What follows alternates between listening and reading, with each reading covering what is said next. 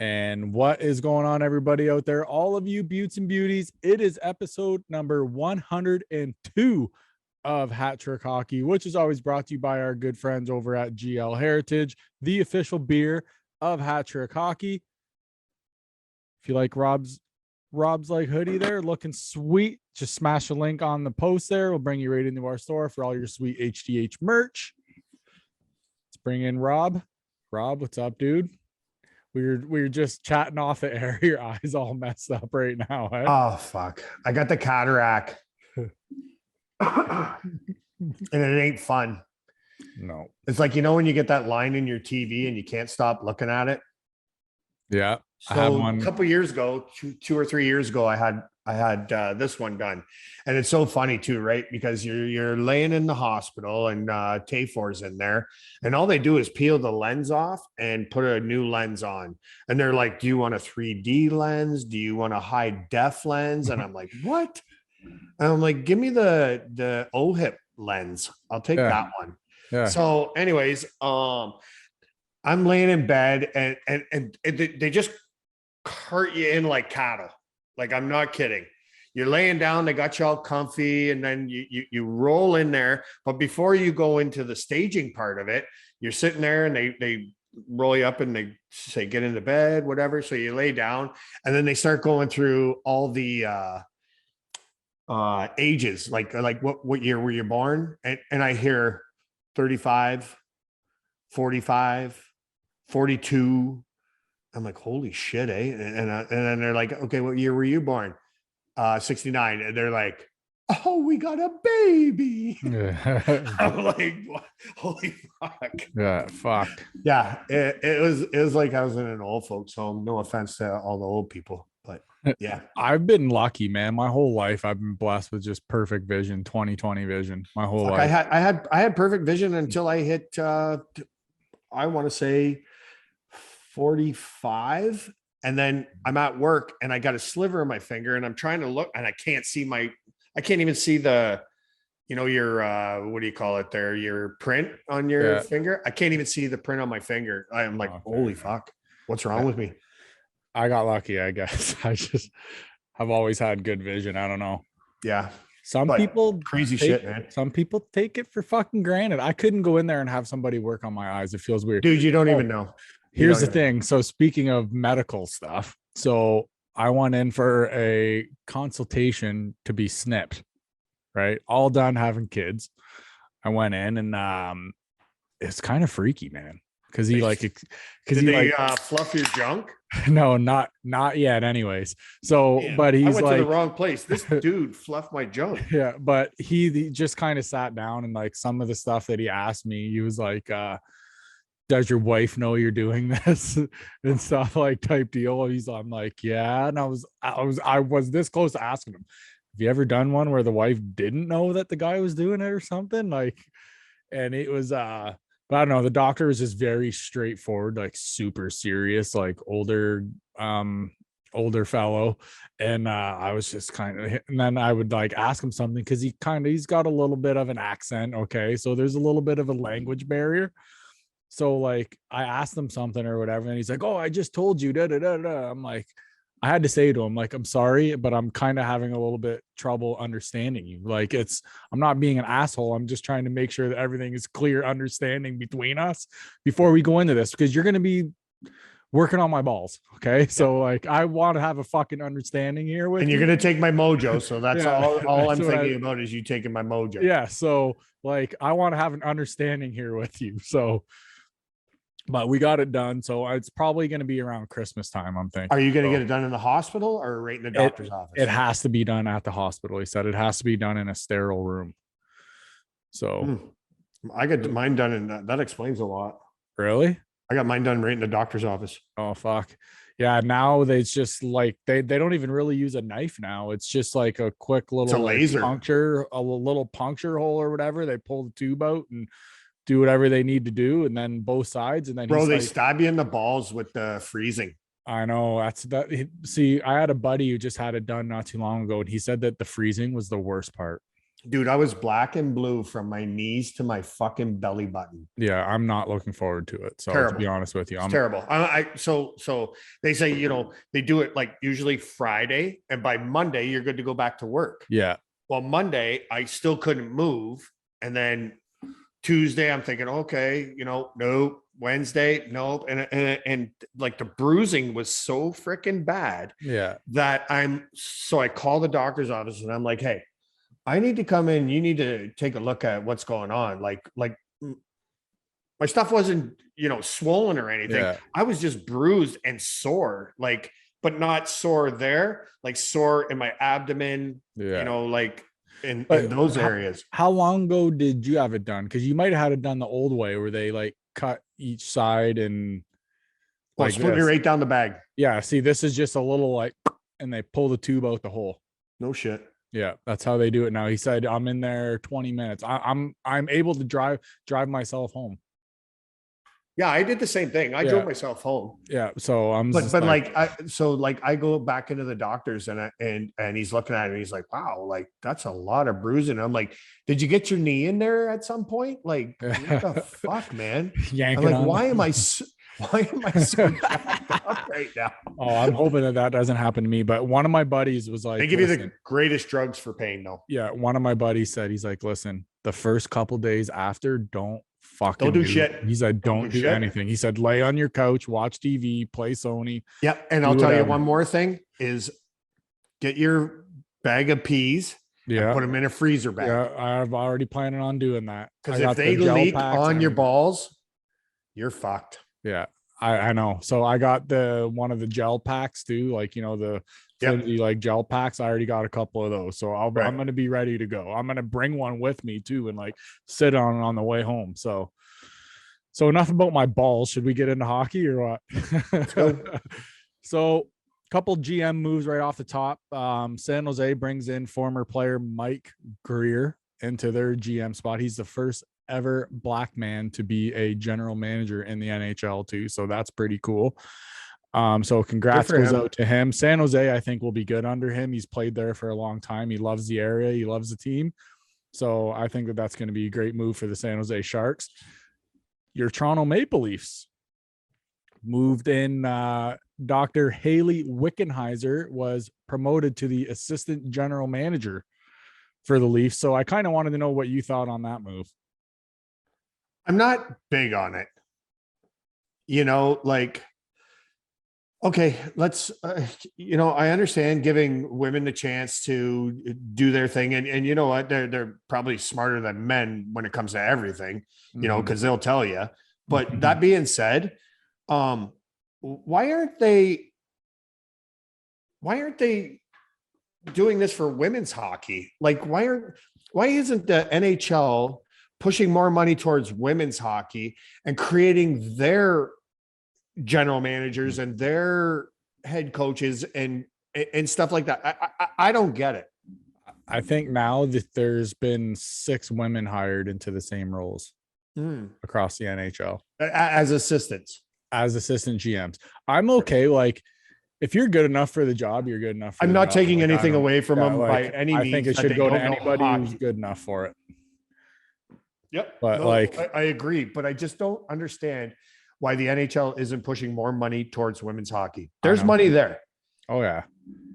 But why not push that money that way and then let them become their own general managers and pump the girls hockey? Like, I would much rather watch women's hockey than women's basketball.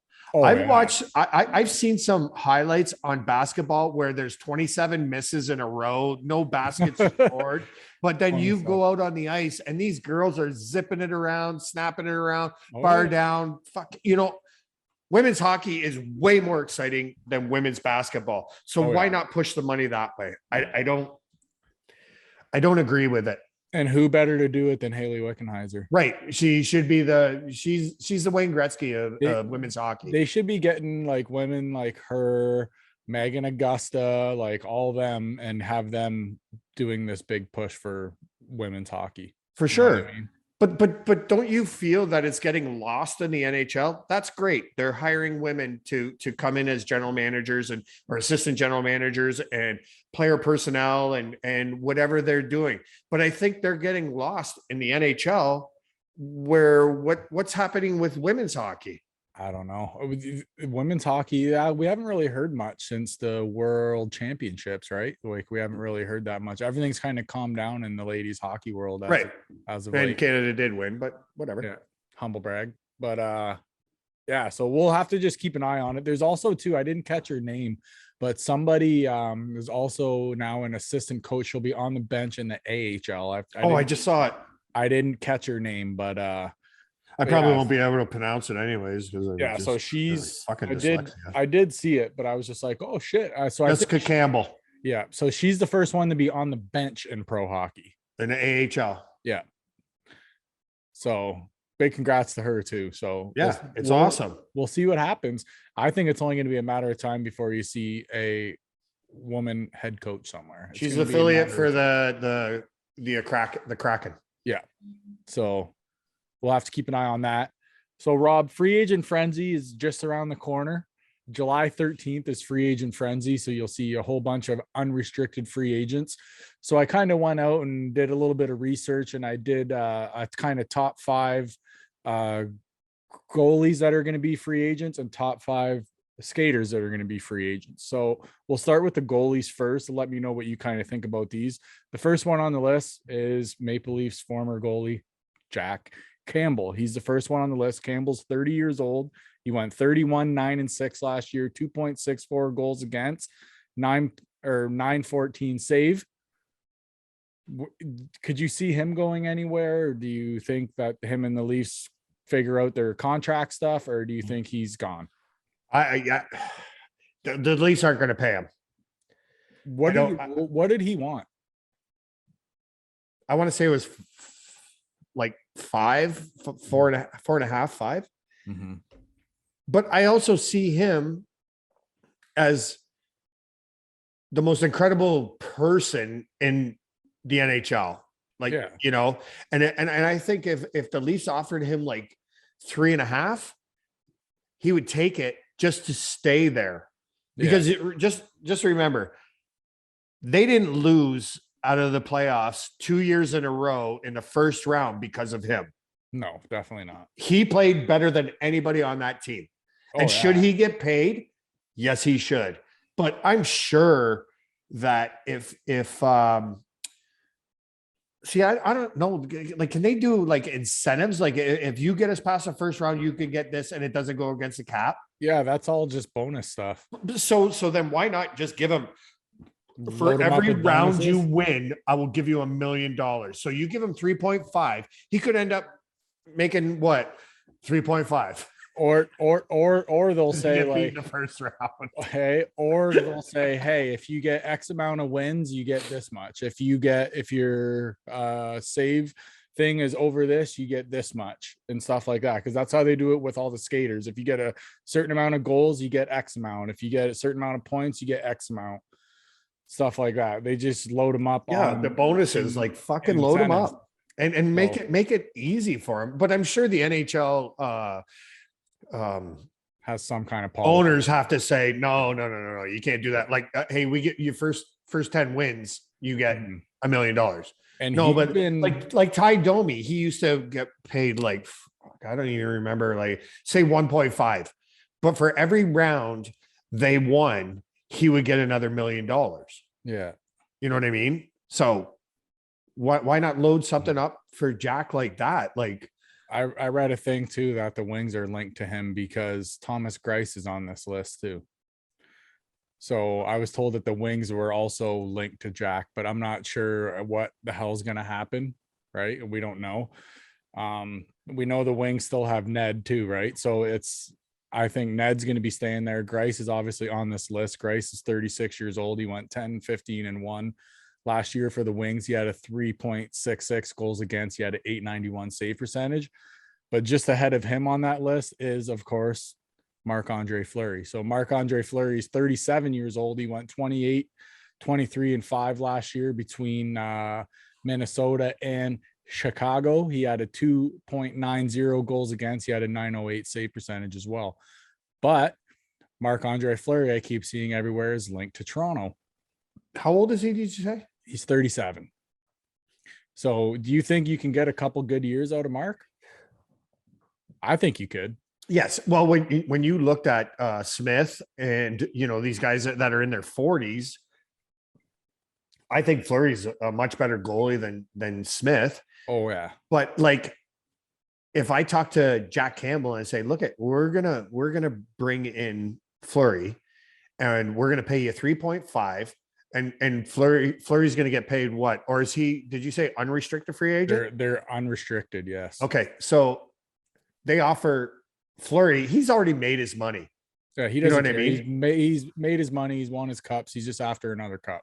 And so they tell him, like, we're going to split this 50-50, like when it comes right down to it, how many goalies get hurt when it comes to the playoffs? Oh. These guys look at Anderson, for example. He was one of the top three goalies in an NHL. And then he gets hurt, come playoffs, he gets hurt. Because you've played so many games, like you're playing 60 games out of an 82 game schedule. Like, yeah, that's crazy, man. It is crazy. So you and I understand. And then you ride whoever the hot goalie is going in. I'm going to give you 10 games each. And who gives me the best showing coming out of the last 5 each, Fleury played 56 games last year. 56 out of 82. Mm-hmm. How many did Jack Campbell play? Campbell played 46. Oh man, he was hurt too. And he was hurt for a little bit. Yeah. Too, right? And I want to say Toronto used like 4 or 5 goalies last year, right? Toronto had the goalie carousel last year. But when you're loading up on one goalie, that goalie's going to get hurt. Mm-hmm. Yeah, so we'll see. So the other 2 goalies on the list was Braden Holtby. Holtby's 32. He went 10-10-1 last year, 2.78 goals against, 913 save percentage. I believe he was in Dallas. And then Husso from St. Louis there. He, I think, is going to be one of the ones that everybody's really going to be looking at because he's only 27 years old. He went 25-7-6 last year. 2.56 goals against, 919 save percentage. So he has the best numbers of those 5 goalies.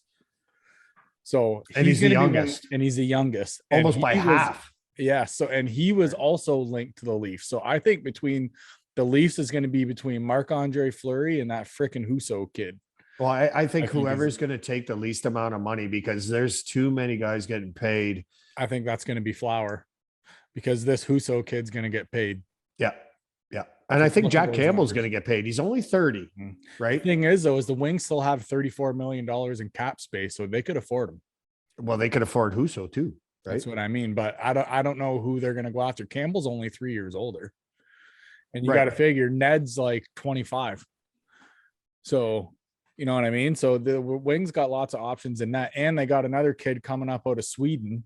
And I know Toronto's got a kid in the minors that, but I can't remember what his name is, but yeah, like, and they're grooming him because they don't want to bring him up too soon, right? So the Wings had 4 goalies on the roster. They're all over 6 foot tall. Wow. Isn't that nuts? Yeah. 2 of them are over 6'2". That's crazy. It's like, are those guys goalies or D-man? Like, well, when you go like Sandin, you go high five his goalie and fucking he's a foot taller than him, right? It's crazy, dude. So we'll flip over to the other side of it. The top 5 UFAs that are skaters. Guess who number 1 is? You think? Calgary.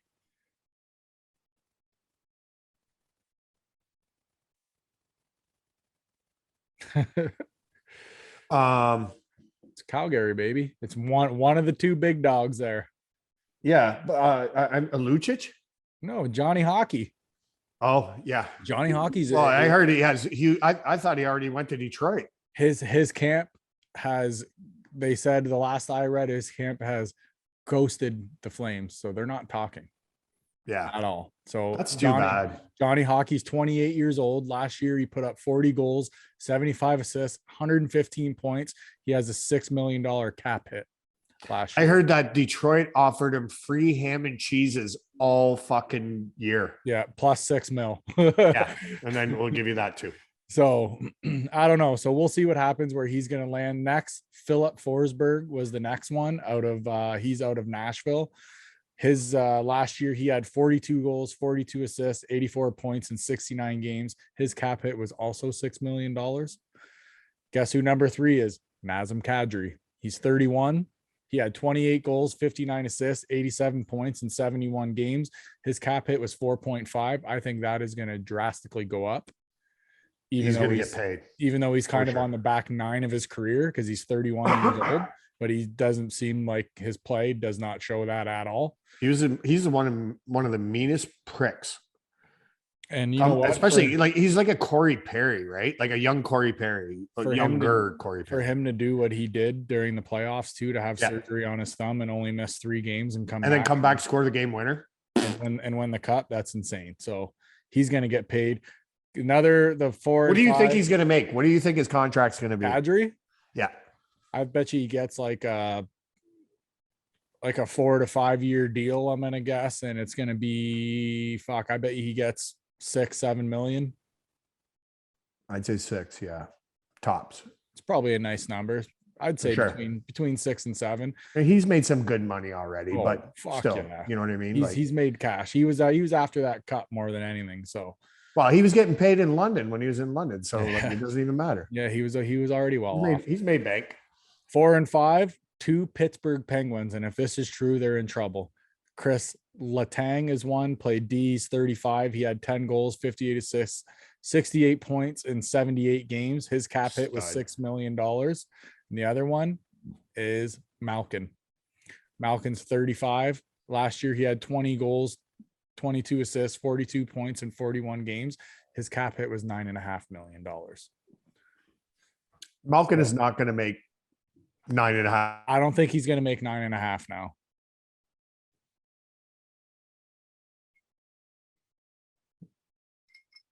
Hold on, because your sound went out. Did you say Letang made 6? Letang made 6. Malkin made 9.5. So now you said Letang is 35. Letang is 35. Yes, both of them are 35 years old.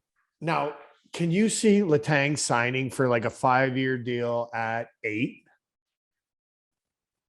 I could see it being a shorter deal for both of these guys, considering they're both 35 years old. Right. So I don't, because I heard that Letang or Malkin was going to take a pay cut, just like Crosby did, to keep Malkin, and Malkin was going to take a pay cut to give that to Letang.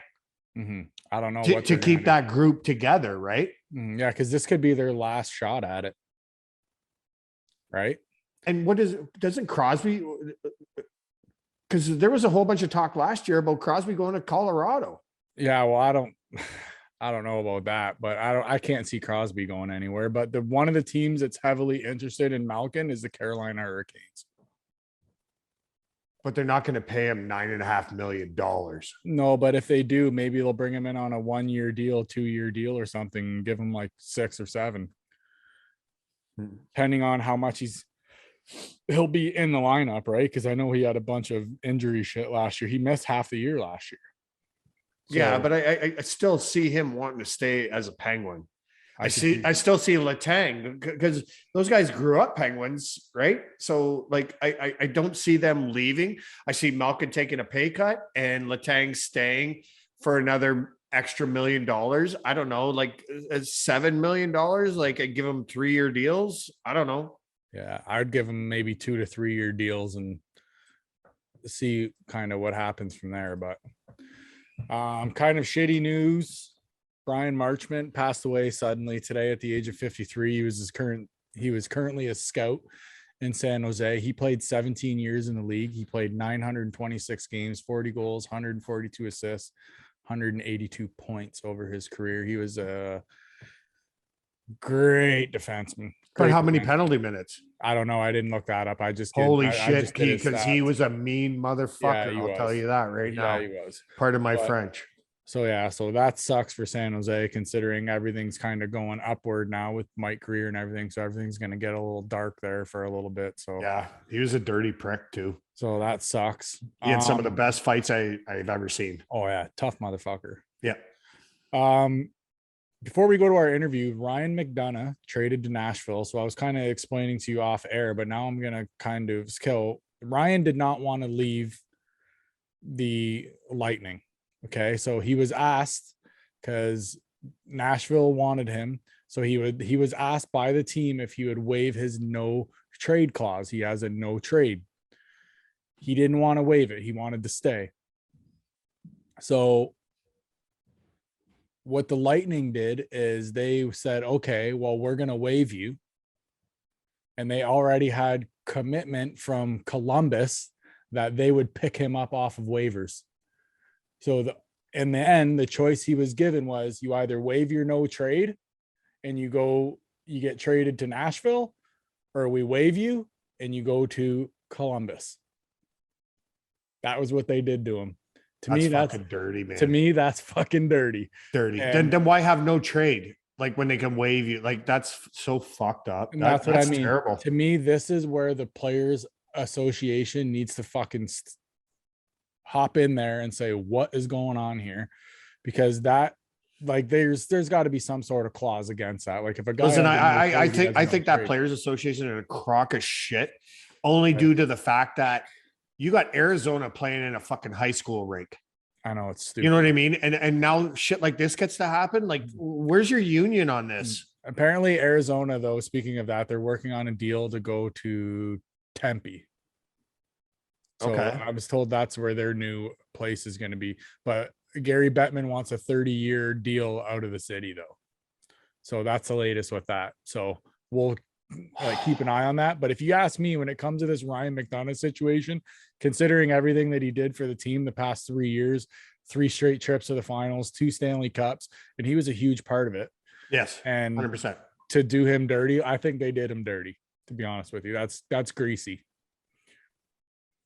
Yeah, that's where the union should step in and say, okay, well, if you're not going to do this, I have a no trade clause. It should be a no waiver clause too. Yeah. So yeah, but the team, that's the thing. That's the kind of loophole, right? Is they could be like, well, we could just waive you, and then we have that team over there that's ready. They're looking. Yeah, but you don't think that there was like.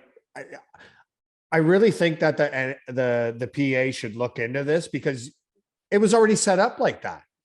Well, if you don't go here, we're going to waive you, and we already know who's going to pick you up. You don't think they were in talks about this? Like, 100% they were. It's a crock of shit. Otherwise, they wouldn't have known that's the team that was waiting. Right. Trust me, Columbus would have been licking their chops to pull him off of waivers. For sure. But could you imagine?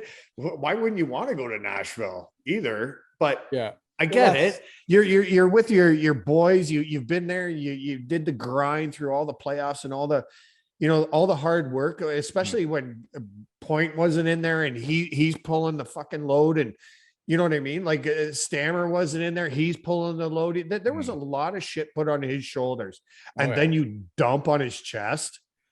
Like, not good. That's embarrassing. You should be ashamed of yourself, Tampa Bay. So we'll keep an eye on that. That just shows you it's on. I was gonna say, what the fuck is this, Vegas? Right.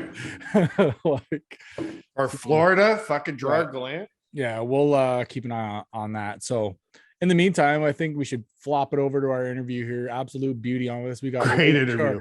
We were laughing the whole time. It was good. We were messing around with them. We have Eric Larue from the Lakeshore Habs, there, Schmalz Cup champion. So we'll flip it over to him. So everybody enjoy, and we'll talk to you guys after the interview.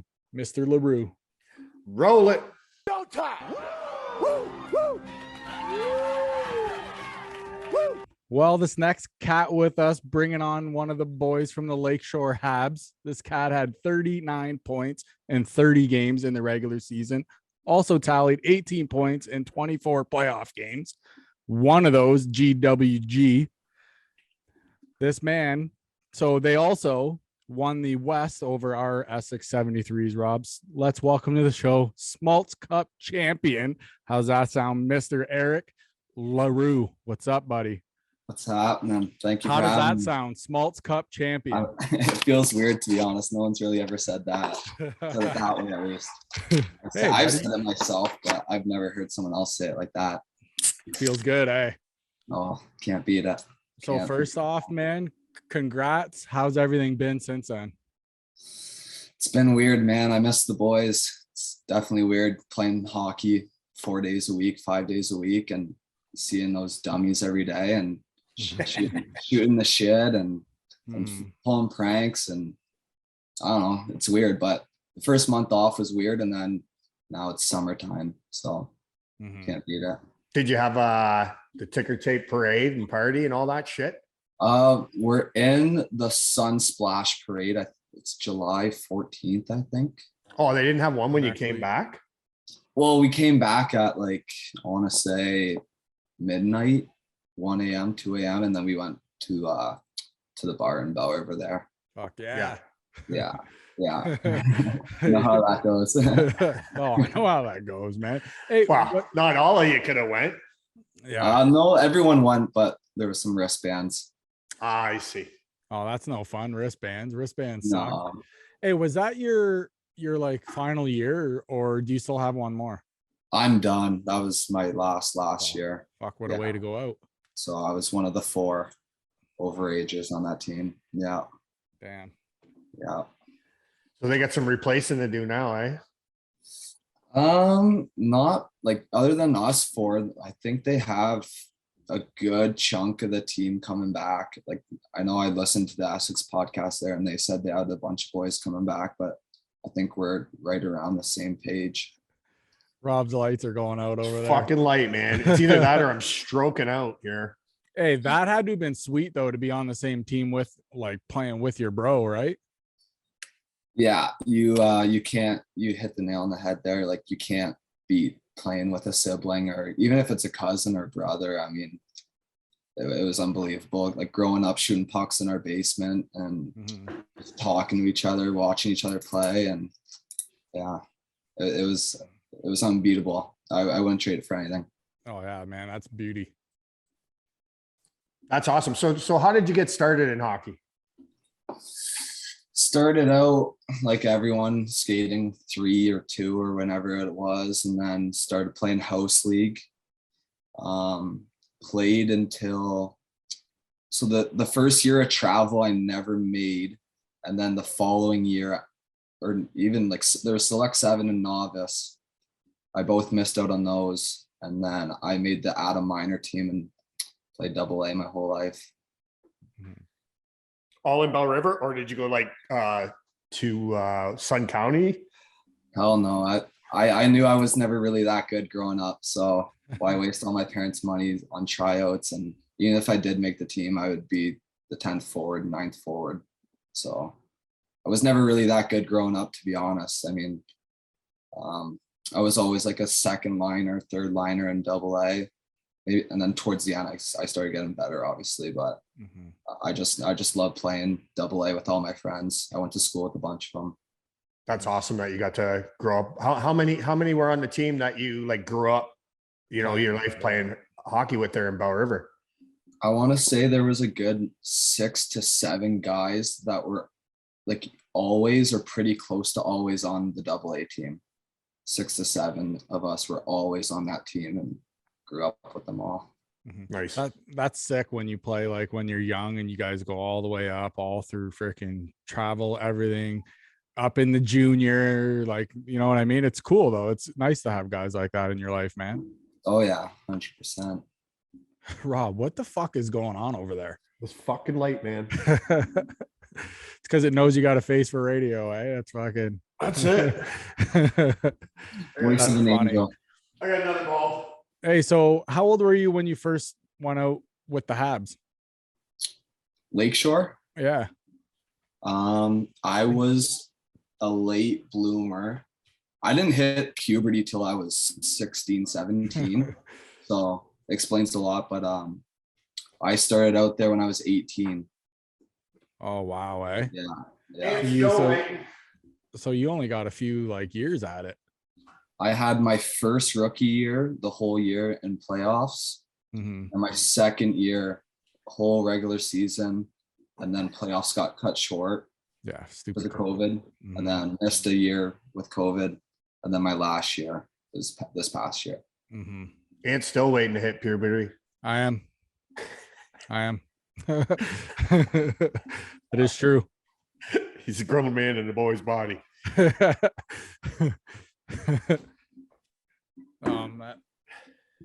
Hold on a second here. My kids. So now, while you were playing in Belle River with all these teams and your buddies and all that stuff, who ended up being your most inspirational coach? Gotta watch what I say here. Why? You're done.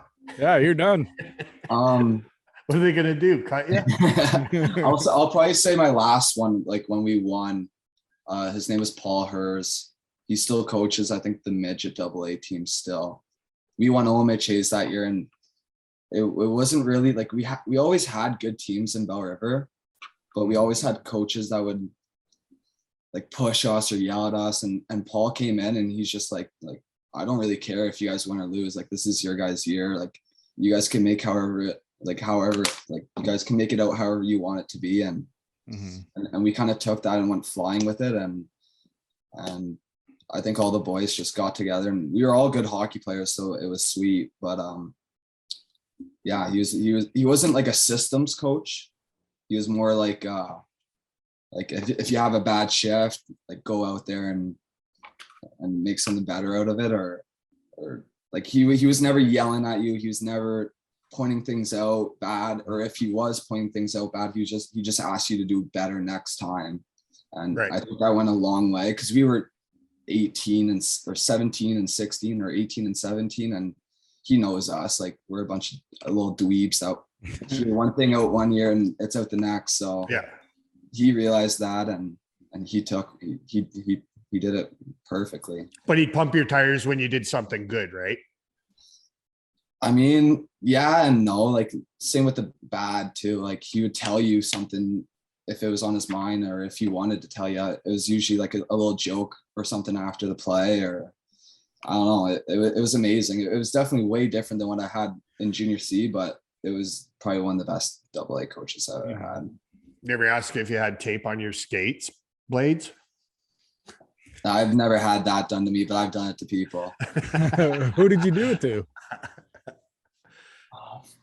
Like recently? It was, yeah. Oh yeah. It was this past year. You got it. You have to. I show up to I live 4 or 5 minutes to the rink. So I'll show up early, like in like 2 seconds. And any one of the rookies that messed with me the day before or something right on their skates.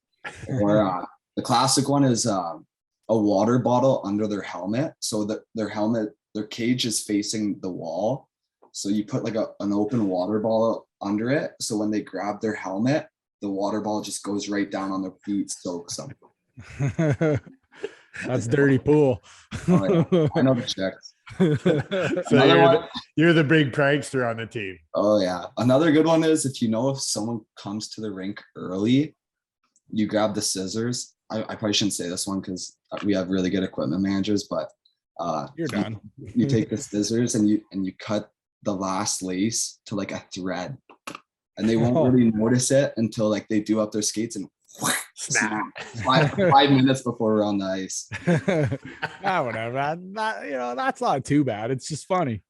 Oh yeah. Now, do the trainers relace the boot, or does the guy relace the boot? The guy, especially during practice. If it was like a game or something and it was tight, then yeah, the trainer. But yeah, we're young men. Like, we could do it. Yeah, and they know that. Like, they'll tell you that. I'd be so pissed. Oh yeah, I've only done that one once or twice. We used to do the tape on the blade, and oh man, that is funny as hell watching. Did you see Rideout's interview? No. Matt? No. So they did it to Matt. I can't remember if he said it was when he tried out for Belle River or Essex, but They did it to him. He face planted right off stepping on the ice, right? Then figured it out, took the tape off the blade and went and challenged his own bench. Like, fucking, let's go. Anybody, everybody, right now. Yeah, if there's any guy. They told him to go to the dressing room. He was cut. He was done. And then I want to say it was in Belle River, and then he ended up in Essex. Yeah. Oh, that's a good one. That's a good way to end up there. Yeah, but if there's any guy you do it to, the freaking lunatic. Don't do it to the scrapper. You do it to, you know, you have to do it to the goal scorer or something. His arms are as big as your head. No, you don't do that to him. Hey, you guys last year, you guys won, wasn't it like 20 games straight or something? I think it was 20. I think 20 or 22 or something. But how did your coach keep everybody so level-headed to where, like, boys, let's not get ahead of ourselves. Let's just keep doing what we do. So what was he like in the room for you guys? I mean, Q was great. I think every like power play sports interview or any interview in the magazines or the newspaper, like one of the reporters would ask him, and he would just say how it was, and we just take each game like one game at a time. Like you're not looking at game 32 at the end of the year, like you're looking at game 22, the game you're playing. So we always wanted to win, and we had a really good team, and our division, I want to say, wasn't the best this year. Like the top three would give each other a really good run every night, but anything kind of below that, you just outskill them type of thing. Well, didn't Amherstburg give you a pretty good go there in the playoffs? Wheatley. Oh, Wheatley. Sorry. Yeah. They were probably the hardest team to play against physicality wise, I would say. Like they would run you. Like if you had the puck, they're running you every time. And I think like after our first series, you play Wallaceburg and you score 5 goals in the first period. Like you're just passing the puck away before you get hit every time, and no one would hit you type of thing. So just get rid of it before you get crushed. Yeah, like especially in the first round, like that's the biggest thing in playoffs. And what I kind of told the guys was like, you don't need to be blocking shots in the first round, especially if you're the 1 seed. I hate to say it, but it's the truth. But you want to stay as healthy as you can, as long as you can. And then I think some of that kind of went into the second round, and then they dummied us. I think the last 2 games when we should have closed out. Yeah, I know it was a dogfight there for a bit. Yeah, they had us on our heels. They had a good tendy. They had some good defense, and they had some kids that could score. So worked out. They rolled 2 lines too, and a bunch of guys. So 2 lines. So how much of a grind is it going through like those playoffs? Like, you know, like you said, you try to cakewalk the first one because 1 seed's playing the last seed. So you know that you're supposed to win that, but then you know you got to buckle down. Like injury wise, you know, like is it, you know, like you hear about the NHL playoffs and it comes to the Stanley Cup, and then they list off all the injuries going through the playoffs, and you're like, holy shit. I don't think we had any broken bones, but we had some guys that got pretty messed up out there. Like even me, I took a couple pucks to the inside the knee, like couldn't move it. I got knee on knee 1 time too, like brutal.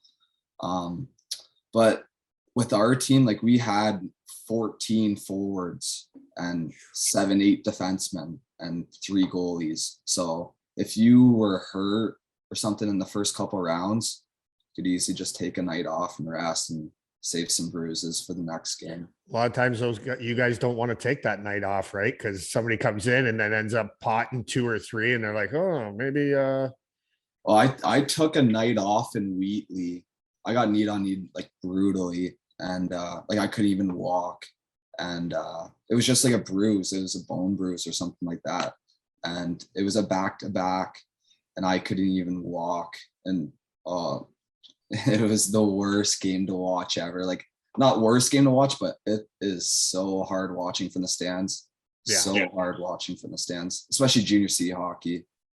Like, well, I love it. I crush beers and watch hockey. It's awesome. Yeah, we stand up right in the corner by the bar. Too bad we didn't have one. Yeah, how come? I was all over Coach Q about it. Like, you guys you got to make money, like, yeah, that's a good way to do it. no 50-50, no nothing. It was all about licenses or something. And then COVID messed it up.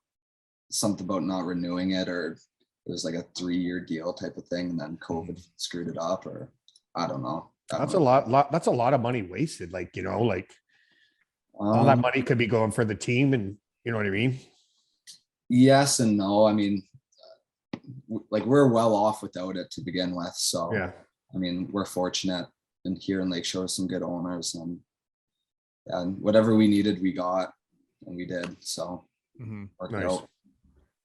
Yeah, you guys, that series with with like Essex here was just back and forth. Like, it was so fun to watch. The goalies too were both of them were unbelievable.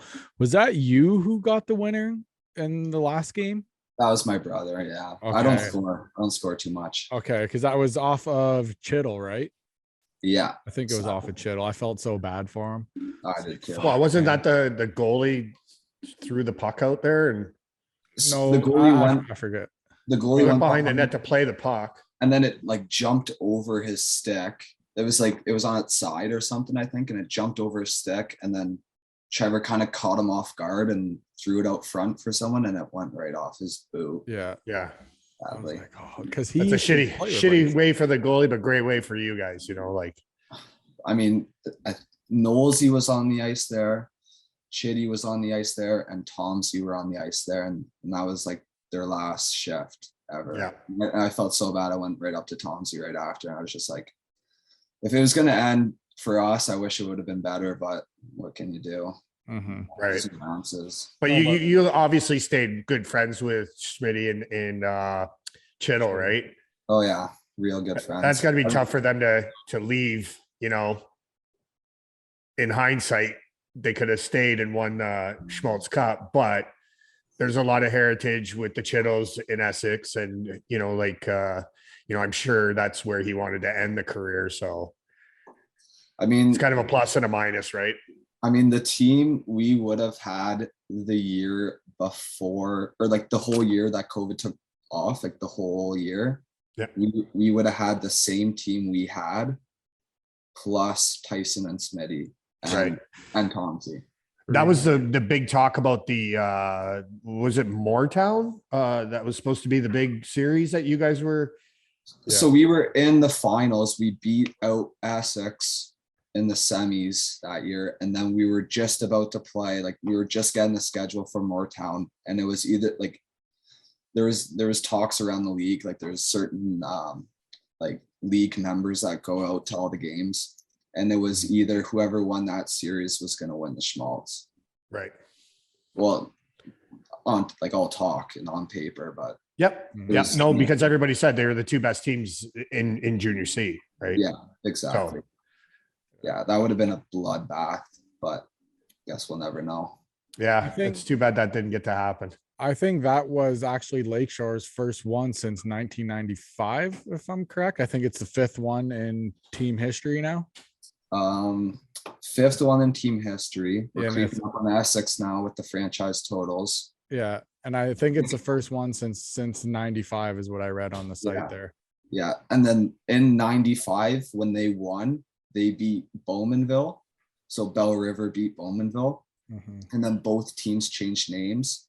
We were Lakeshore, and then Bowmanville went to Clarington, and then we beat Clarington in the finals. Oh, that's crazy. Why did Belle River change names to Lakeshore? New arena and new ownership, I think. Okay. Yeah. Because I've always known it as the Belle River Canadiens, and it was one of the biggest rivalries when it came to Essex and Belle River, right? Oh, I was at the old barn every Friday night watching the Canadiens, Belle River Canadiens, in my little Tykes jersey, trying to watch them. But yeah, I remember those days. Yeah. So how many Belle River boys did you have on the team this year? That's a great question. And I'm going to say at least 75%. That's awesome. Like, it's what you got to do. If you want to bring out the locals, you got to have that kind of, commitment from the area. I'd say Belle River and Tecumseh put together like 75%, 80%. Yeah. And we had 6 or 7 Windsor guys and 1 American. So it's nice to finally see all these squads doing that, using all the hometown boys now, and it helps with everything, man. 100%. Well, because you love bumping into the boys, at the grocery store, at the Legion, wherever, and talking about the game, and crushing a couple beers with them. And next thing I know, I'm getting numbers from dudes in bars and coming on the podcast. Exactly. Well, that, and they pack the barn. Like I know all of our friends that were on our team that were from Belle River, all of our friends put together would all hang out. Right. Like even if it was 4-year difference, they all showed up to the game and they all knew each other, type of thing. Yeah. Well, at least one guy from Belle River would bring in six of his boys. You know what I mean? Every game. Yeah. So. Oh, exactly. Or like you said, Tecumseh combined, whatever. And there you go. Now your arena's packed. And then you still got mom, dad, grandma, parents, uncles, aunts. It's the way to do it. We had some crazy attendances, that's for sure.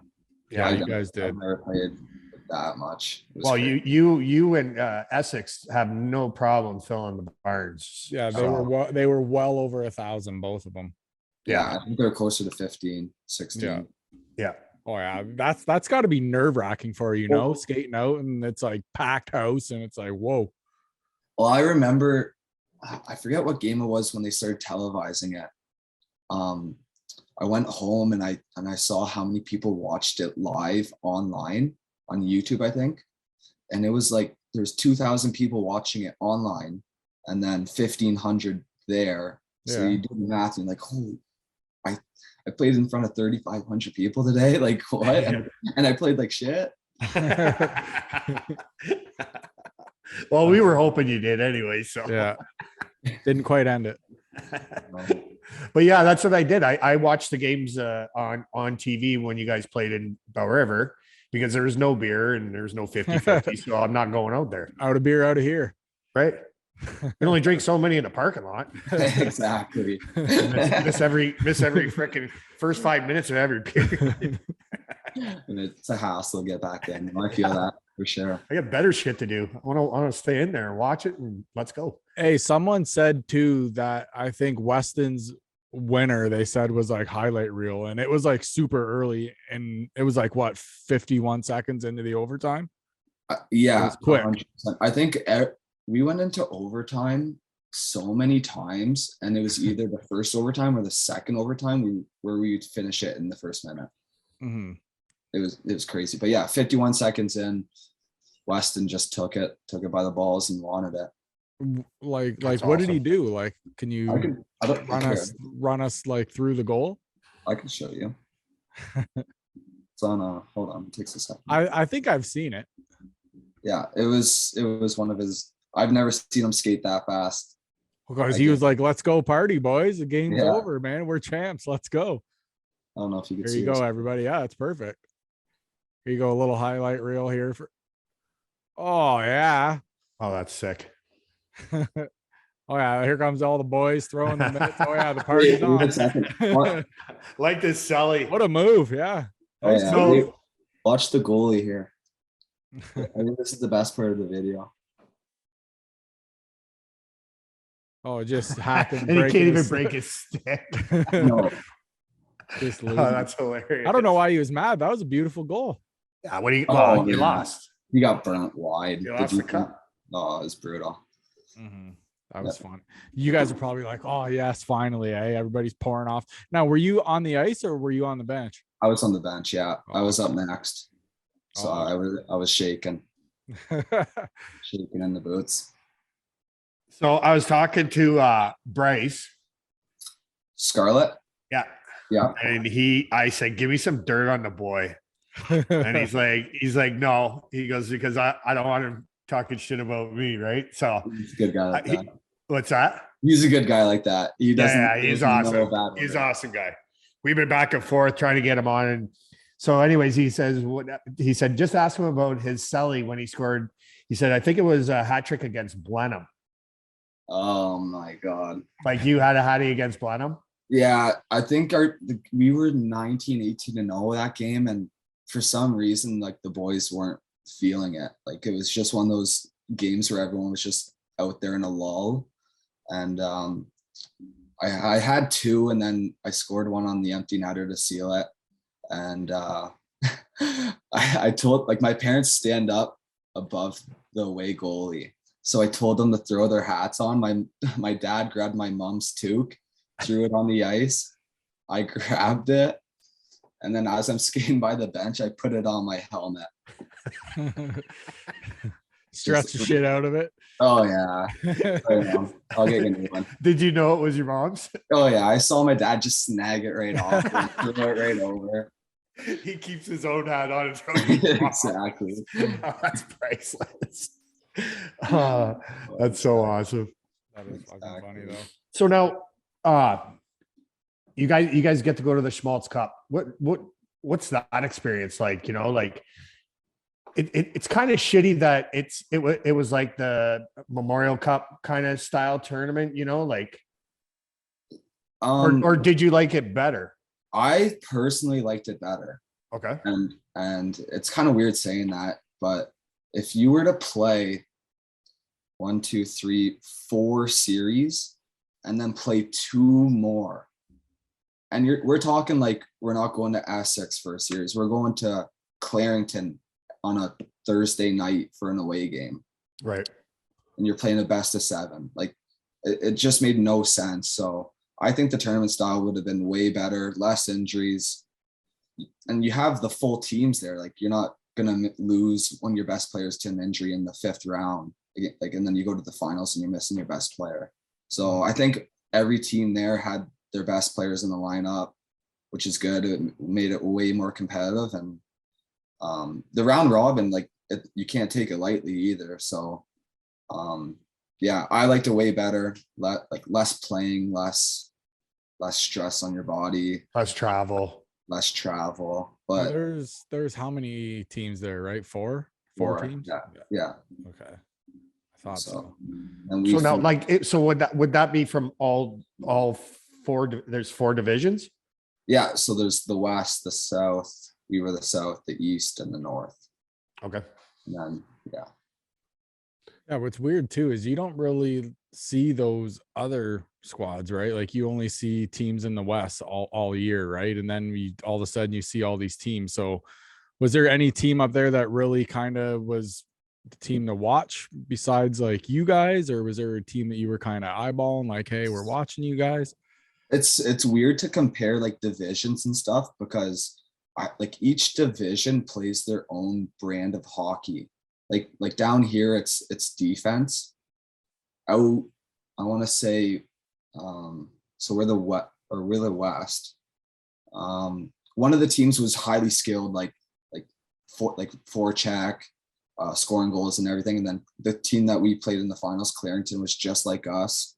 And then Grimsby team was just a weird team. Like they had a weird setup that had one goalie carry them the whole way.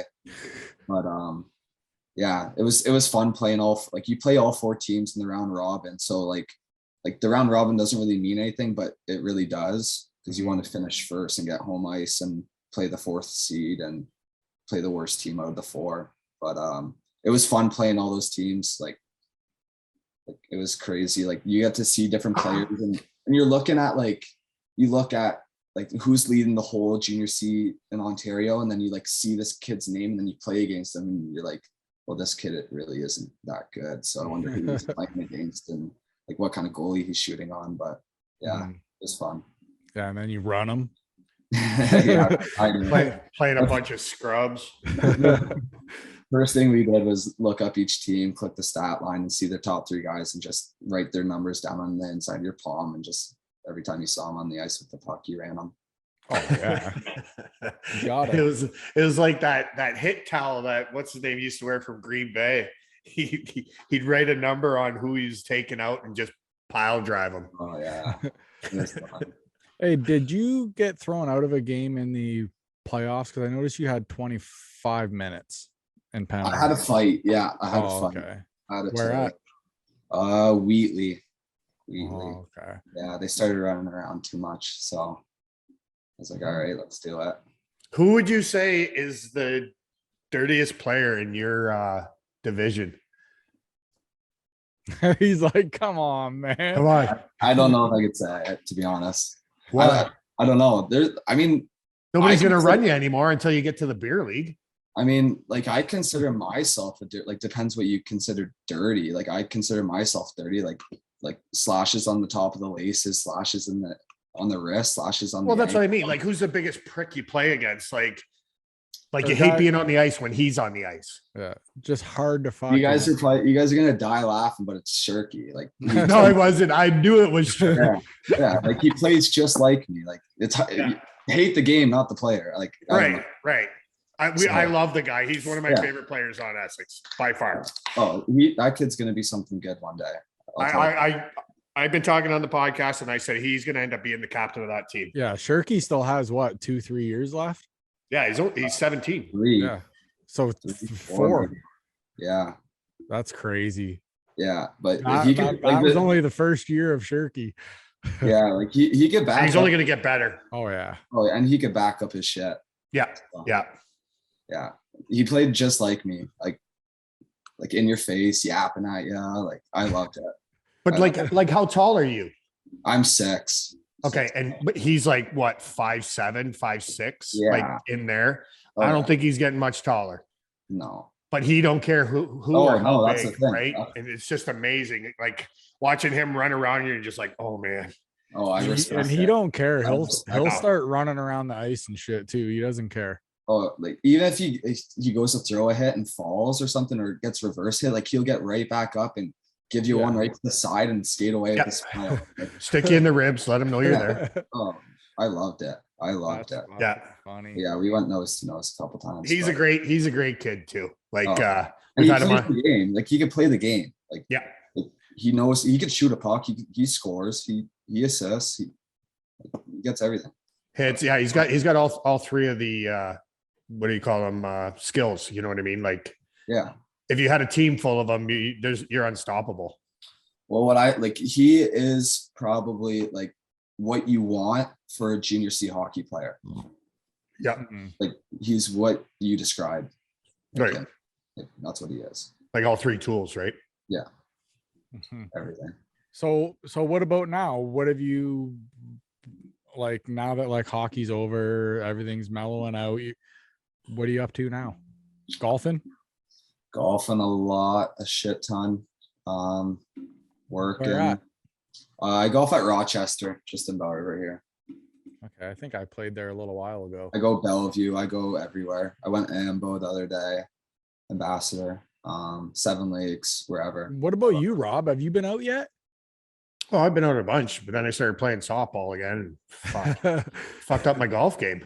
Oh yeah, now I'm hitting line drives again. Dude, it's so expensive with the price of gas now and everything. Like, That's why I it's said what, $70 a pop, $65 a pop. Gotta get a simulator, man. I'm $70 a pop, and then you buy 2 beers there, a hot dog, and you're walking out of there without. You're a wallet. $100 deep. Yeah, I pay $100 for softball. I get to play for you know what I mean? 3 season. months. and bring your own beer. And I bring my own beer. Well, I bring my own beer on the course anyway. Oh, But I'll always get the cart girl over there. Yeah. I always Oh, like, we'll do a shot. Hey, let's do a shot. Hey, you on? Yeah. No, that's chat her funny. up. How you Yeah, doing? I've been playing a bunch too, but like it's now I'm at the point where I'm kind of winding down on the ball because I'm like, but now I'm having fun playing golf. Yeah, but I only play once a week for ball. So That's all I'm gonna do after this. You know what I year, mean? And I play in a fun league there out in McGregor. It's a draft league. So everybody, it's an equal all the way around. Like we've won games by 1 run. We've lost games by 1 run. Nobody's walking away with it. It's not like that other league we played in where they stacked all the teams. Oh, it was crazy. You go get ass humped in the first inning, 15-0, and you're like, fuck this. Let's go to a bar. Rob, that's when you do this. So we're playing 1 game for 2. Just get it over with in 5 innings. No, it would be like, hey, we're playing the brothers this weekend. You want me to cancel? Yeah, cancel it. Yeah, you guys can have both. Don't care. Yeah, we had this team in our league and they were like all A ball, and they would just hit the ball. You would just stand there in the outfield and just like watch balls fly over you. Like, fuck this. Yeah, they're out of home runs in the first inning. Mashing. So who wants to do that? Hey, so Yeah, what so what's the plan now? What are you going to do? for the rest of this? Is there any coaching coming up? What do you I'm think? gonna what's try your to. I'm plan? gonna try to. 100%. I want to coach. 1,000,000% chance I want to coach. I want to give back for sure, but it's more just being around the rink all the time and seeing guys that you know and guys that you grew up with and previous coaches and parents. And Have you maybe talked to Iaquinta a bit? And I don't want to screw up his jam. He's got some good jam going over there with his coaching staff. So yeah. Oh yeah. Or you just say, hey, if anything ever comes up, keep me in mind. Then you just kind of throw that out there, right? Yeah. Oh yeah. What about like minor hockey? Oh, that's what I meant. Like I'm doing to go in there and coach in minor hockey. Oh, 100%. I'd get in easily. But but you don't want the juveniles because they're all assholes. You you don't want the 15s because they can't be told. You know what you need? You need a girls team. They're sponges. They listen, and you could create a wagon, bro. Yeah. I don't know if I could do that. Oh yeah, you could do that. So many guys coach girls teams that, like I said, they don't fuck around in line. They're listening. It's incredible to watch. Yeah, the guys are sticking each other. You take a 15-year-old team and you take a 15-year-old team of girls, and these idiots are getting thrown off the ice. Go to the dressing room, take off your skates. You're done. And the girls are just like, "What's next, coach? What's next?" You know what I mean? Like, it's incredible. Mm-hmm. When the 15-year-olds or boys are coming in and telling you what lines you're going to run, this is the way we want it. Because you can't stuff them in a can. No. Hey, how many times? Because you all, I'm like, I ain't gonna say that you played on the edge, but you played your style of game. Okay, did you ever just get heckled by the fans? Oh yeah, I mean, you Essex Fox are fucked. Why? Come on, fill us in. Oh, buddy, like the things I would hear from the stands, the things I would get on social media, like, oh, it was crazy. What did you hear out of the stands?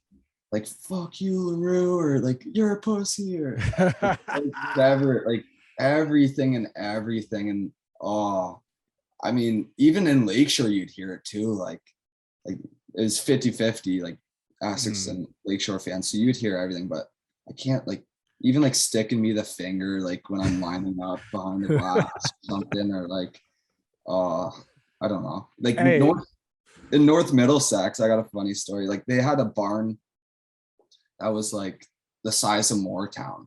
And they you remember the old Essex barn where you could like behind the bench, you could almost like reach over and like almost touch like the head coach in the head. And it was just like that. And me and my brother had like this little ritual where like we were like the last guys on the ice, and like we'd get off and I'd get off, and then my brother would get off, and we're shooting around, and these kids got like megaphones in this tiny ass Essex barn, and they got this megaphone, and we're like the last guys on, and their players are already picking up the pucks and stuff, waiting for us to get off.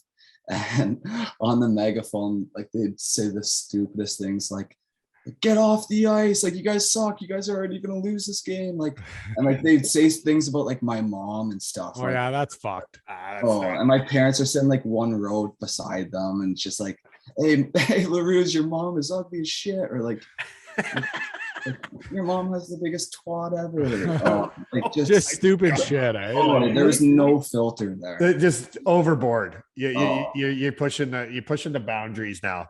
Because that's when dad comes down and shoves the megaphone down your fucking throat. Yeah. Hey, you guys went to one of the Windsor games, didn't you? You were in the box. Oh yeah. Did one of you guys get chirped there during like when it got a little quiet?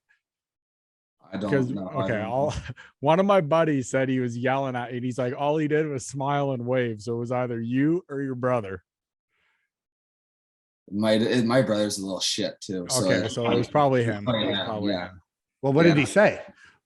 What was it again? You were saying, Rob? It was, what did he say? Boo hoo Larue, he said. Oh, I saw that on Facebook. I liked it. Yeah. So I saw that on my Facebook. buddy told me I was crying laughing. He's like, all he did was smile and wave. He's like, he didn't give a fuck. I'm like, no, they don't care. They're all hockey players. I saw like on one of Essex's Facebook posts, like one of them went like boo hoo Larue, and I saw that, and it was after like game 1 or something. What did you do last? No, so I waited till the series was over, and then like 3 weeks after the series the series ended, and the first thing I did was went on my phone and liked that comment. Yeah, there you go. Now, I guarantee you it was my buddy. I'm like, why are you chirping at him? He's like, it's hockey. Yeah, I don't. Fair enough. So who's the guy that runs your like social media off of Facebook? What's his name? Jamie Gillette. Yeah. So I was going back and forth with him, like he was the one that got me your number or gave you guys my number, to get a hold of me. So like I was talking back and forth with him, and it made me he makes me laugh too, because he's obviously hockey knowledgeable, right? Oh, he knows his shit. Yeah. So Essex puts out their coaching list squad, and he's like, holy fuck, another Schmalz Cup for us. I was fucking dying. Oh yeah, it was so funny. I just put the big, the laughing, crying faces, like a row of them, like, oh my god, so no filter. I said it was awesome though, like bringing on Lee Jones and Jamie McDermott's going to be the head coach or whatever. And then his comment right underneath it. First comment, probably only comment right off the bat was, holy fuck, boys, we're winning another Schmalz Cup. Oh, fuck. It was great. That's fucking funny, man. But I got to thank him for, getting us in touch with you guys, because like, and if anybody else that wants to come on a show, because we want to get your brother on there. We're going to get Bryce. Yeah, we got him coming on. You know what I mean? Like, it's not just a 73s podcast. We want to get all the boys on there, and especially fucking create some content, creat some rivalries, guys. Like, fuck Belle River, baby. Fuck Essex. And hear both sides of the story. Fuck can't say fuck Wheatley because they drink OV out there, and I love OV. So can't spell love without it. Rob, I'm tapped. So I've asked him everything I wanted to, buddy. Okay, so you guys go to Montreal for your team stuff? Yeah, we didn't this year, but we have before. Like it's the best thing ever. It is the best thing ever. No hassle. You just hop on a bus. Don't have to worry about a passport or getting lost or American money. Go right up to Montreal, and it stays. What happens in Montreal stays in Montreal. I was just gonna say, like you're up all night. Like, yeah, you're just doing stupid things, and you just got to make sure you come back with everybody you left with. Yeah, like the one rule like of the trip is like you have to be on the bus at like 9 a.m. the next morning, and so everyone stays up basically almost all night. So that's the one rule. You got to be on the bus by 9 a.m. So my god, either have an alarm set or a buddy to wake you up.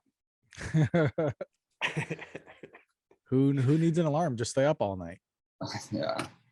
How many days you go up there for? Just one night. That's a long fucking trip to go one night. It's actually not that bad, because like we would play the Friday night home game. Yeah. And then like we'd chill in the locker room for a bit, and then we'd hop on the bus, party all the way all night, all the way up to Montreal, pass out at like 3 a.m. And then you wake up at like 6:30 a.m., 6 a.m., 7 a.m. and you'd get up, unpack your shit, and then go time. We'd grab breakfast together, and then after breakfast, like everyone had to go to breakfast, and then after that you had free time, and then you had to show up for the dinner, and then you had to show up for the hockey game, and then after that you could do whatever you wanted to. Fuck, I'd still be hurting from the bus ride on the way up. I'd have probably been pissed drunk on the bus, never got off the bus. Just slapped on it and everything. I wouldn't have missed the bus. That's funny. Now, have you ever seen Coach Q get that wonky eye going when he gets angry? I was so scared of that thing my first year. Oh, I got like my first year, I started out like my first year with Q was probably like it was the highest highs and the lowest lows. Like I started out really good and he'd like praise me and stuff, but like he'd still give me shit.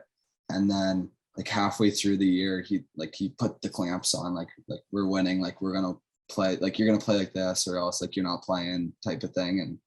And oh my God, we used to go at it all the time in practice. And there's this one drill he does.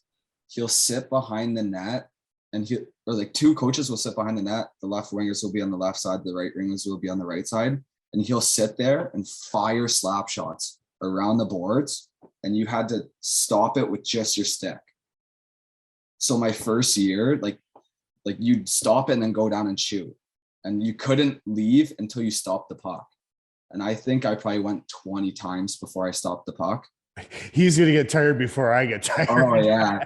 He's screaming at you. He's got a hell of a slap shot, too. Oh, yeah. Screaming at you the whole time. And you're like, I was so scared of this guy when I first showed up. Like, he's just the tallest motherfucker ever. Yeah.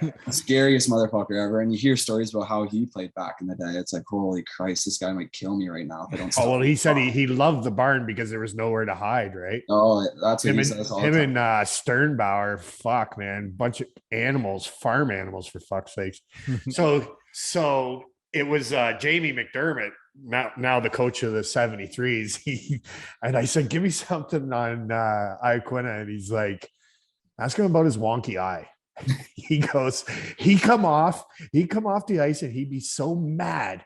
And then I would try to explain something to him and he'd look up at me. And he's like, you didn't know which eye was looking at you. Yeah. Plus these fucking wires are crossing too. Oh, Right? yeah.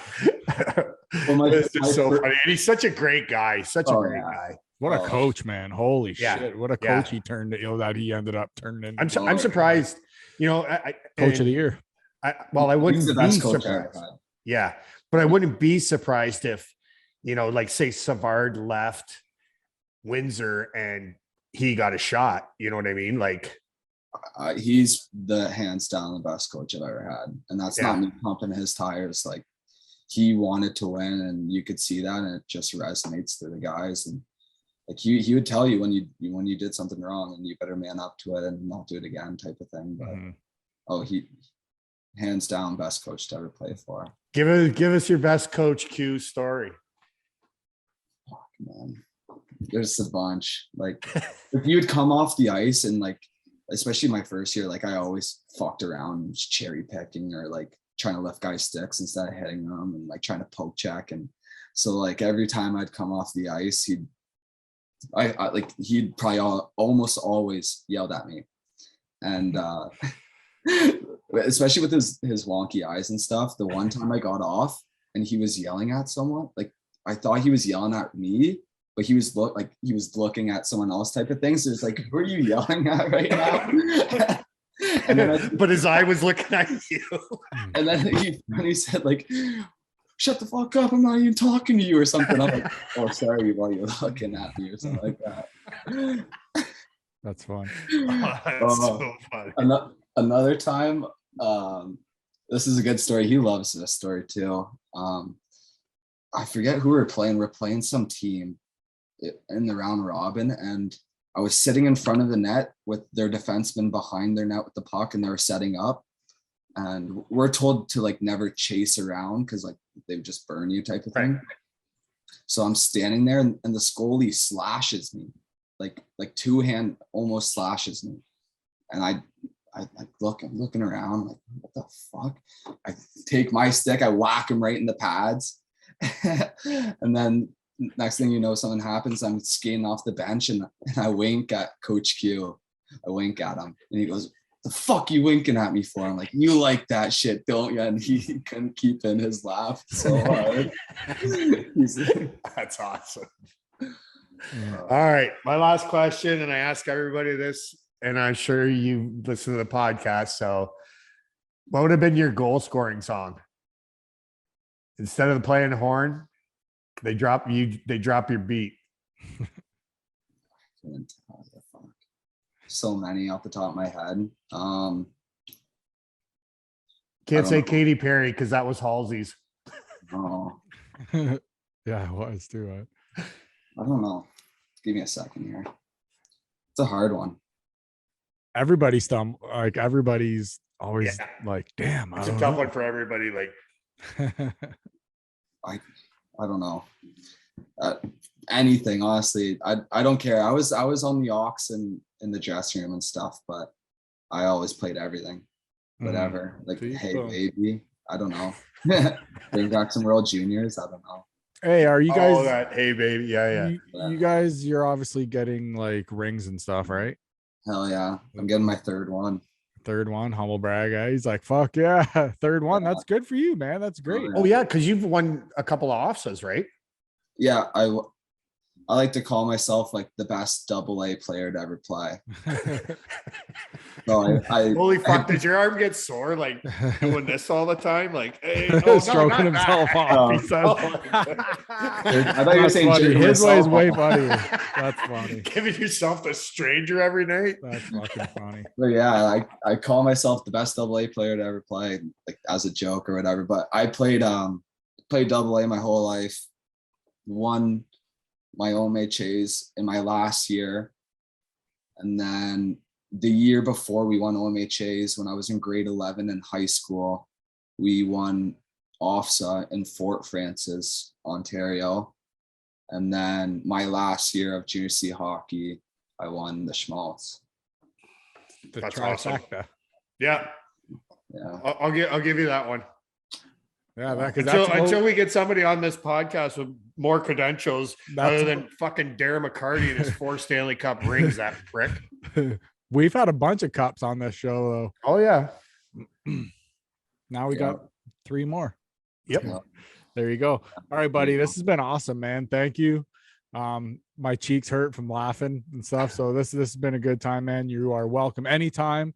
And hopefully we can see you soon for some beers or something. Oh yeah. Maybe I'll see you in the barn next year. My brother playing there. Damn right. Yeah, for sure. We'll stay in touch. You know, you got my number. I'll wear my jersey in the Essex barn and see what happens. That'll be awesome. Especially with all those 73s wearing their leather jackets. Oh, don't get me started with that. Bro, they're gonna start bringing them back. Them and their 100 executives. Yeah, well, hey, you got to make money. Dude, this guy's chirping. I love it. All right, bro. We'll stay in touch, man. Take care. Yeah, you too. Thank you. Thanks for having me. Peace, brother. Thanks so much. Yeah, see ya.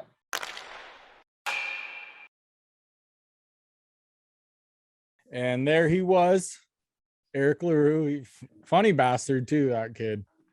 Talking shit about Essex, right? It was so awesome. Hey, I love it. Stirring the rivalry. I like it. Sure. I love it. Like, I can't wait till Shirky comes on and starts fucking pounding on them crybaby LaRues. I love it. I love it. Fucking great. No, but it was great getting them. And I got to give a big shout out to,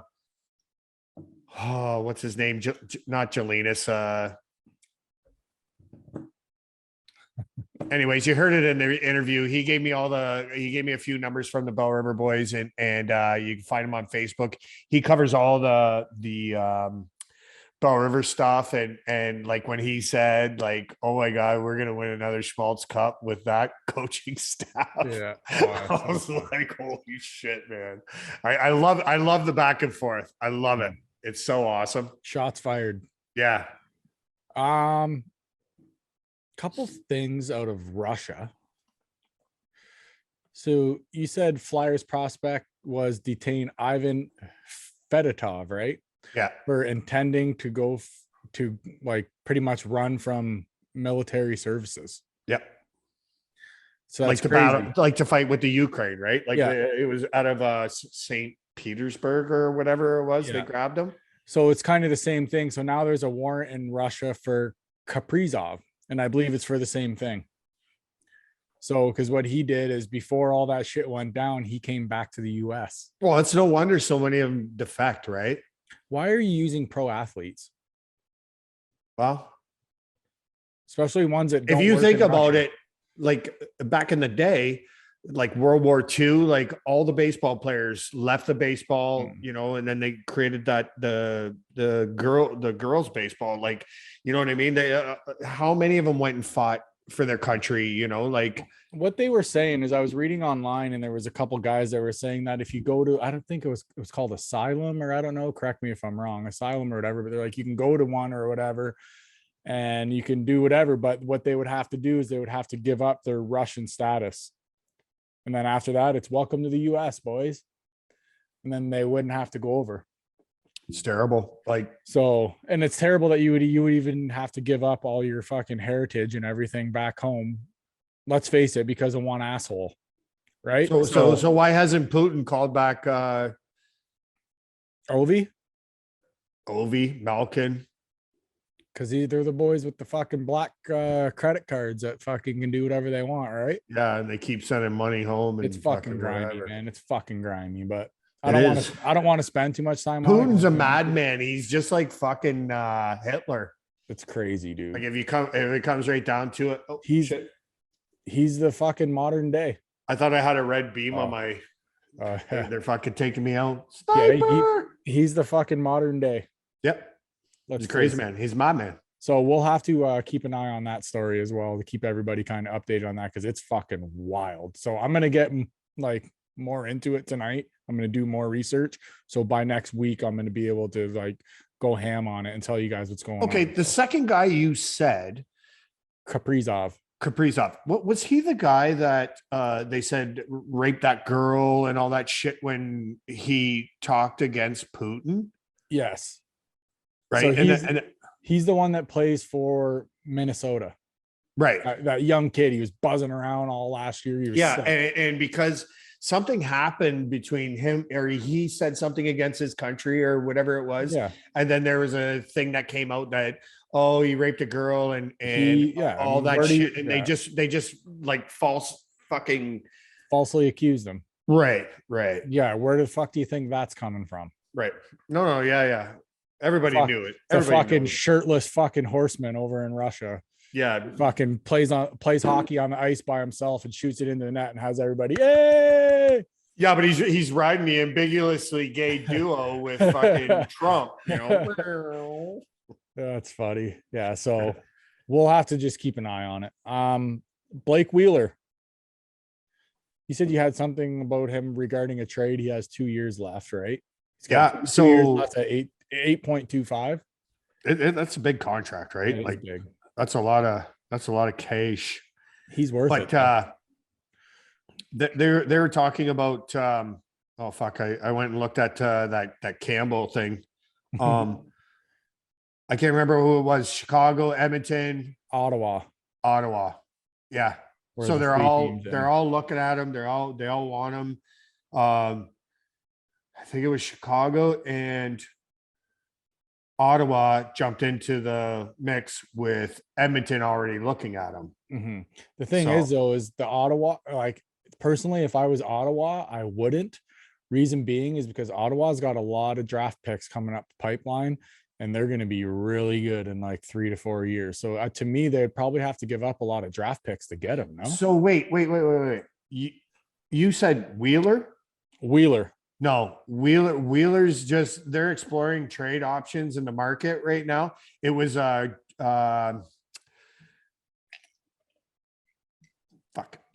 guy from Florida.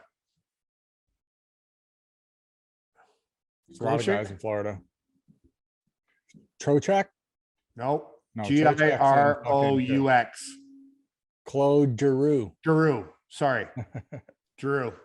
That's -2 for you, -1 for me. So no, actually, because you're the one that told me Wheeler to Ottawa. So that's no. Off the air. I told you they were expanding their trade, and then Giroux was they were just peeping at him. Oh yeah, but it's the Senators, Hurricanes, and Oilers all wanting him. Yeah, well, he's also UFA, Claude Giroux. But did you say his name when you brought those 5 guys up? I did not, because he was not in the top 5. That's why he Oh. was in the list of like the top 10 or 15, but he was not in the top 5. Probably based on his age, right? That's probably why. But now I could be wrong, and everybody can fucking just rip me on this. But he came from Philadelphia, right? He did, yes. Okay. He was the former captain. Last year he got traded, or this Yes. year, whatever. So what they did is they moved him at the trade deadline, Right. because he was in the last year of his deal, Okay. and they let him play his like 1,000th game and everything. So he had 1,000 games with the Flyers. And then So it cost all them Flyers fucks all that money. I don't think the Rolexes. I don't think they really minded, but and then he got dealt. So figured out. Now you said So the Flyers have. Oh, sorry. No, go ahead. What were you gonna say? Ottawa has $27 million in cap space, right? Mhm. The Wings have 34. I hope Yzerman. So they're gonna get him and Johnny Hockey. Yzerman's got to make a big splash. Well, But I didn't see. They need a goalie too in Detroit. The Wings need a goalie too. I'd like to see them take that Husso kid, because he's young. He's 27. You know what I mean? Even if you get him for a couple of years, lock him down. Have him. He's in not going to net. sign for a couple of years. You No, want yeah, him. You're going to have to. Yeah, You're going to have to give him a big. Yeah, it'll salary. probably be like 5 years, 5-6 year deal. $5 million, five for 5. That's not bad though, No, it's not bad. It's not bad. because I think Yzerman's a fucking genius. So Yeah, he is. you know he's gonna do all the right moves, and everybody's gonna be sitting on broomsticks after that. and now with a new head coach there too, right? Now in Detroit, Derek Lalonde. He was the assistant coach for Tampa Bay. Yeah. Right. So I had kind of had once they said that We knew that. Trotz- We knew he didn't. Yeah. Once we knew they were Trotz waiting. was off the board and the Wings hadn't hired anybody, we knew it was going to be him, right? Yeah. Yeah. So That's why he didn't go after Trotz. That's why he didn't go That after. was the biggest giveaway. As soon as Trotz was done and said that he was going to be off a year. And speaking of that, the Winnipeg job went to Rick Bonus, is now the new Rick coach. Bonus. So he went from Just saying his name. Dallas Ricky to Bonus. Yeah. So he went from, I think he was Dallas. So he went from Dallas. Now he's going over there. So Yeah. that should be interesting too. Now the Coyotes we were talking about kind of off there, they have 3 picks in the first round of the draft. By far, they have the 3rd overall, 27th, and 32nd. That's And 2 crazy. or their 3rd overall was through the draft. Yeah, it was The theirs. balls, It was right? theirs, yeah. Right. And then the second one was, what did I say? I think he said one came from, I felt like he said The Colorado. Hurricanes, Yeah, Carolina. and the other one came from I forget. Either way, it don't matter. They have the 3 Golden big- Knights. Yeah, We'll just they throw have- the Golden Knights out there. Yeah, but whatever. either way, they have 3 first-round picks. Right. How awesome is that? Pretty good, man. 3 first-round draft picks, If they think about all the teams right now that are down in the slumps. and you got Shane Doan. Is Donor the general manager there now? He's not the general manager, but I think he's the assistant to the GM. Okay. Or he's Okay. or he's in on like hockey ops or something. Yeah.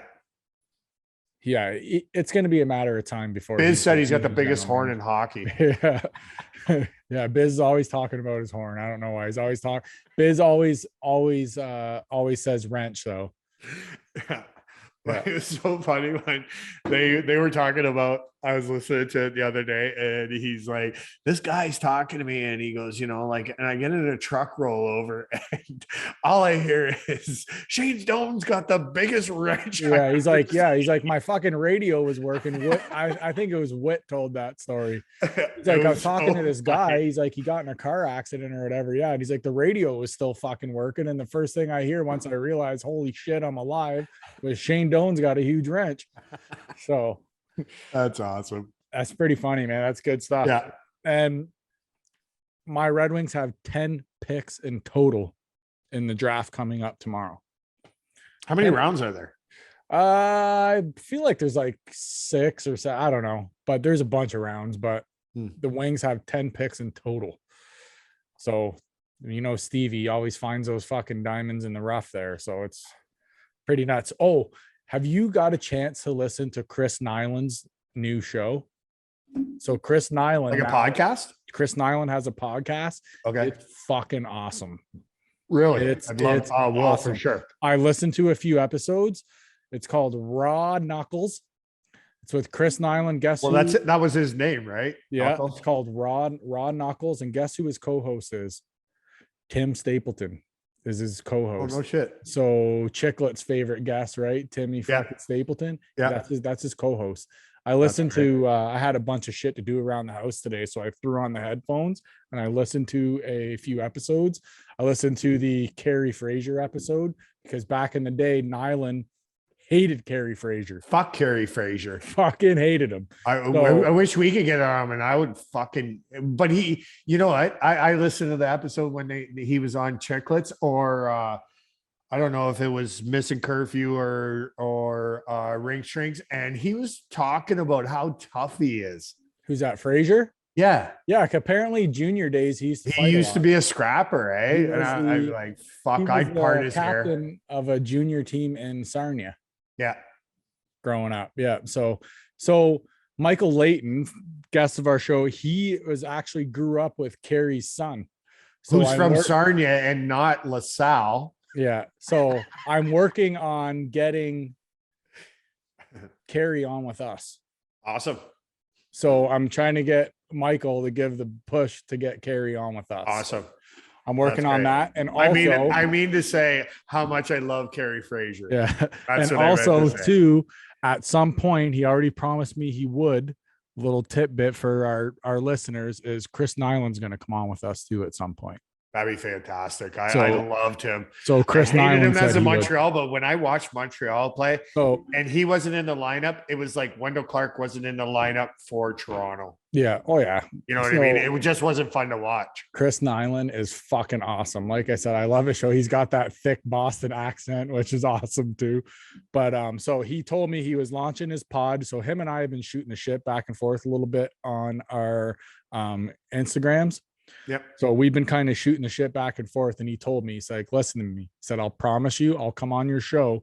He just said, let me get mine launched and everything going. And he said, and I'll hop on with you guys. So, oh yeah. And you'll get a bunch of listeners from our show. Like, so that's what I mean. So that's why I wanted to kind of throw his show out there.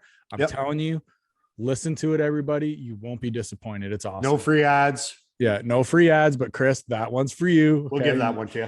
So that's what it's called, guys. It's called Raw Knuckles with Chris Nyland and okay. I want to bring up one more thing though. Shoot it. So with the Fun Fest going on this weekend, our episode is dropping on Friday. Yep. Everybody's going to be partying and having a great time. Make sure you don't drink and drive, but there's going to be a lot of concerts down at the Fun Fest. In the arena, outdoors, all kinds of stuff. So if you visit EssexFunFest.com, I'm pretty sure that's what it was. I was talking to Joe Garon today and asking him like who was going to be there. But if you just check out the website, just give me 1 second. Yeah, they got the beer tent and everything over there again this year, right? Yeah. Every time I'm there, it's under EssexFunFest.com, and there's going to be concerts in the arena. There's going to be, and we're talking about Friday, Saturday. There's going to be outdoor free concerts. You know, like they got the tent and everything too. So the tent. Like if you don't want to go into the tent and deal with that lineup, like go to the concert, check out the bands. Joe always hooks everybody up and takes care of everybody. So and Joe fucking works his ass off on this stuff too. Absolutely. And does a great job with everything he does. Every time I go to the beer tent though, I feel like I'm the fucking oldest one there. Oh, and I saw Jamie McDermott walking today. Good for you, coach. Did you? Yeah. Driving into work. I drove by him and he sees the 73 sticker and I'm stuck at the light at Tim Hortons. And he comes walking up beside me and he's like, oh, he shot you a bird? I might have shot him. Oh, he's probably like, motherfucker. Fuck you, coach.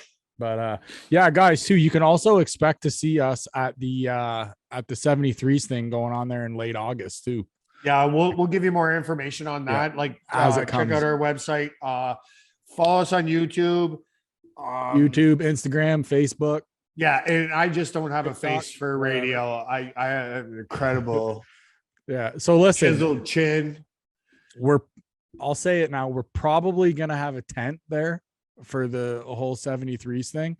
So make sure that if you see us out there, come say hi. I'll say that now because I'm forgetful. I've been known to have a smoke or two. So We'll have shirts. We'll have some swag. We're gonna have some swag going there to come buy by, say hi. Like yeah, stop by, say hi to us. So we're gonna. But if there's somebody you want to hear on the podcast, let us know, especially local. You know, we know how much you guys love the locals, and we'll hook it up.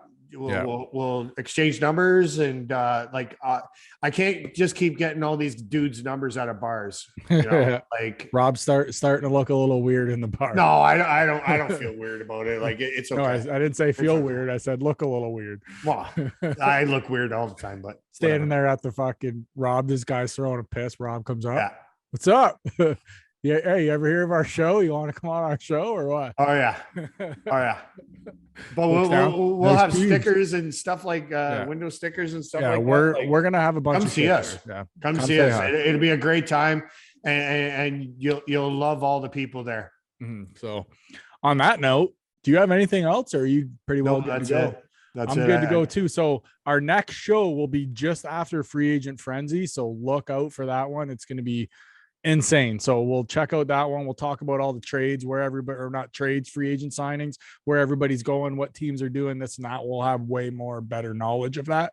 So until next week, Aunt Rob signing off. We're out of here. See ya. Peace.